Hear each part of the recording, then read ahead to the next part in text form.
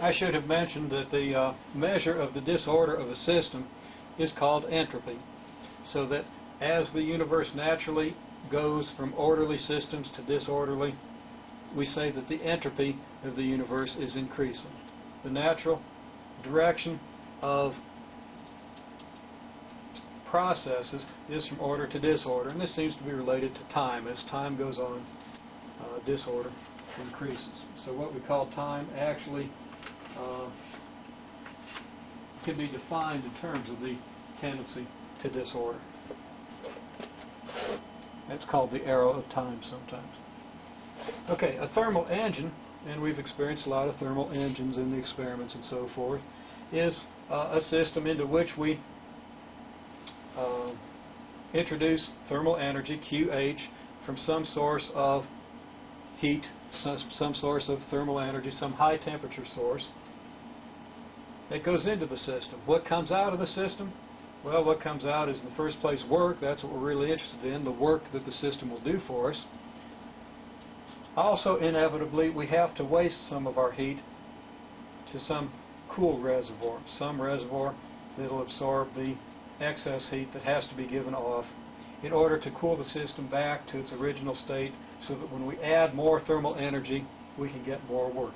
If we didn't exhaust heat to the cool reservoir, we would never be able to do work by adding thermal energy from the hot reservoir because the system would remain hot.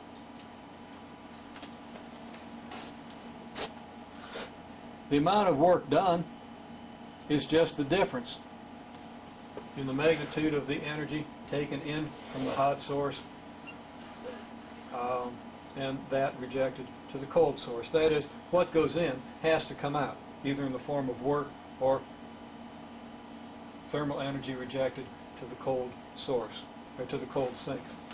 So that the work is the absolute value, the difference of the absolute values between the thermal energies put into the system and the thermal energy taken out.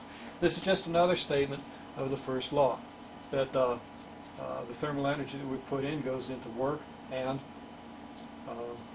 internal energy, and well, we can argue around to that, but you can think that through pretty easily. Okay, the efficiency of a thermal engine is the work done by the engine over the thermal energy that it took to do that work. And of course that's equal, since the work is equal to this expression, we get that the efficiency is QH minus QC over QH, which is 1 minus the absolute value of QC over QH.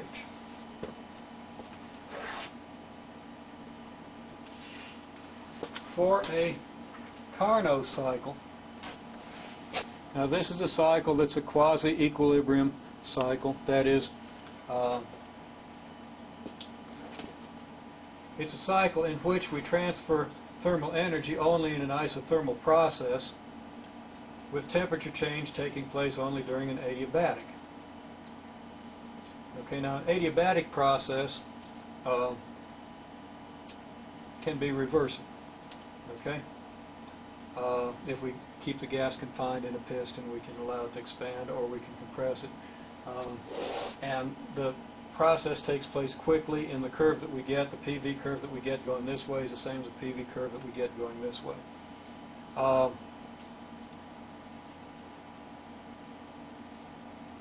If we transfer thermal energy only in an isothermal process, then, again, everything can run in a reversible fashion. And the result of this Carnot cycle, which runs between adiabatic and isothermal processes, and you can see the diagrams in your book, is that the ideal efficiency of a Carnot engine is just equal to TH minus TC over TH, temperature of the hot reservoir minus temperature of the cold reservoir over the temperature of the hot reservoir. It also turns out that this efficiency is the highest possible efficiency for these two temperatures. So any engine that we run between these two temperatures will have an efficiency that must be less than the Carnot efficiency.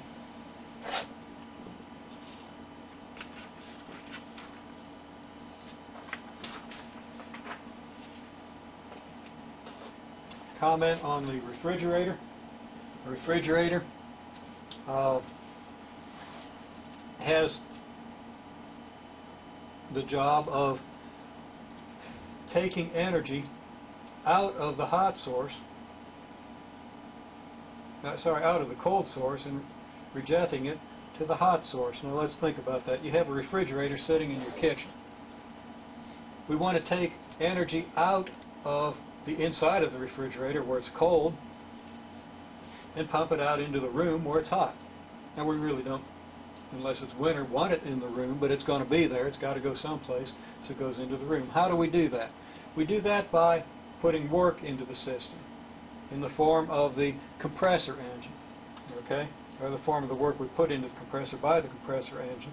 We do work by compressing a gas. Then we allow that gas to go through an expansion valve and expand, which cools it off, which means that it cools it off to temperature lower than that of the inside of the refrigerator, so it sucks thermal energy out of the inside of the refrigerator.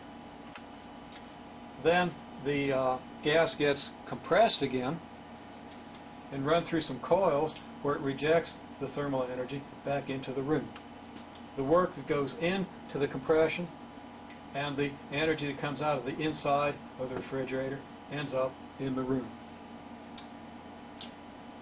The inside of the refrigerator gets colder, which keeps your food from spoiling, keeps you from getting all kinds of vile diseases and disorders, and that's worth a little heat in the room, a little thermal energy in the room. This is also advantageous. This is also a heat pump. You can do the same thing. You've got the heat pump sitting outside. You allow this gas to expand and pull thermal energy out of the air outside where it's cold. You don't run the heat pump when it's hot.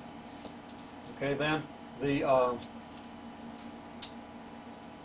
gas is compressed and run through the coils, and the air is blown into your house, so you get this energy. And this energy is greater than the work that goes in because of the thermal energy added from the cold source. The coefficient of performance of a refrigerator or a heat pump is the amount of thermal energy taken from the cold source divided by the work put into it. If we divide the thermal energy taken out of the inside of the refrigerator, say, by time, and divide the work done by time, okay, the thermal energy per unit of time is called our heat flow, which we designate H. The work done per unit time is called power. So we have the thermal energy flow out of the refrigerator divided by the power. So your coefficient of performance is how much thermal energy you get per unit of power, and hopefully how much thermal energy you remove per unit of power. Okay, that's the coefficient of performance for a refrigerator.